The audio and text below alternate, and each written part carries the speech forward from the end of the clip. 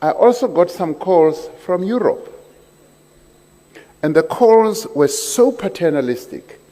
They were saying, "Hello, President Ramaphosa, we've heard about this Omicron.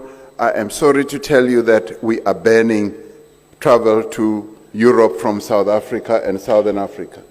No discussion, no attempt to hear what our views are. And I'm saying that the relationship needs to be mutually respectful. We need to respect one another. The African presidents respected me as we respect one another. But from Europe, I just got a message of saying, "We've banned travel, thank you, goodbye, see you next time." That's not the way to conduct relationship. So there needs to be consensus, there needs to be discussion. And I want to talk about the issue of access to vaccines. We have made a proposal which is supported by more than 100 countries.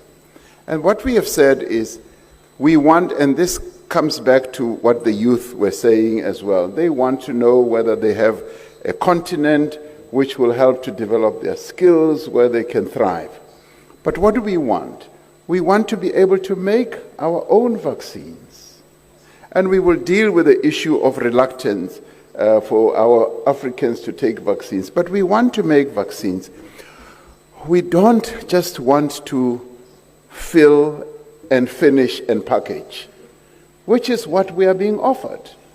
That we want you to build a capacity to fill, finish, and package, and we will send you the drug substance.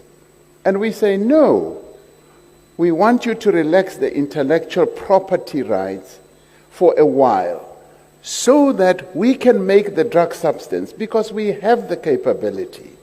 And there are quite a number of countries on the continent that can. And right now, we've got countries like Egypt, Nigeria, Ghana, Senegal, Rwanda, South Africa, and Kenya.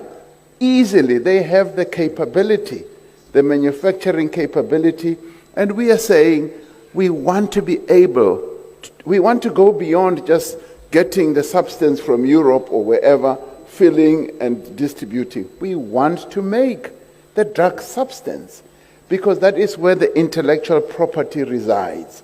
And that is where we want our young people who are epidemiologists, who are scientists, to see that there is a future for them. Then they will not go to Europe, they will not go to America, they will stay here, because they will know that they can work effectively and display all the skills we have. Now, what does the world, the northern part of the world do? They say, no, we know what is good for you. We just want you to do fill and finish, and that's it. And we say, no, we no longer want that. You did that long ago when you colonized us. And when you raped and pillaged our countries, we're saying no now. We have the capability, and we want to make all these things ourselves. Now for me, that is smart partnerships. We want to deal with Europe. We want to deal with the northern part of America and so forth on a respectful basis. We as Africans are respectful and have always been. And maybe that's where our mistake is. That's why we were colonized in the way that we were colonized, because we respect too much. And we say, respect us as well.